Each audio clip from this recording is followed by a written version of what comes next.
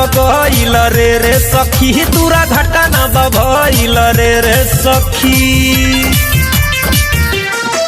रही साटा पगइल रे सखी दूरा घटना बभइल रे सखी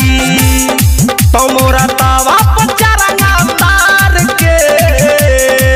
रत छावड़ा एगो बिहार के भागल बा मुहावा मार के रत छावड़ा एगो बिहार के भागल बा मुहावा मार के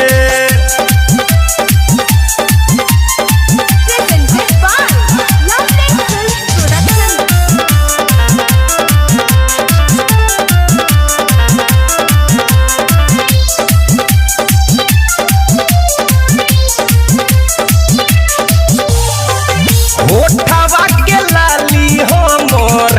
भागल बा चूस के हिक भर कोड़ले बाबे लहंगा में घुस के होठवा के लाली हमर भागल बा चूस के हिक भर कोड़ले बाबे लहंगा में घुस के पूरा पानी जवानी के गार के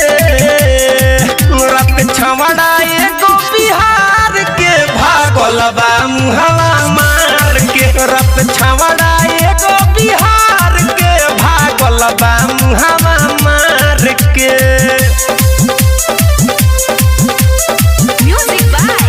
विकेश भोजपुरिया। आप सुन रहे हैं अमित पटेल की आवाज में।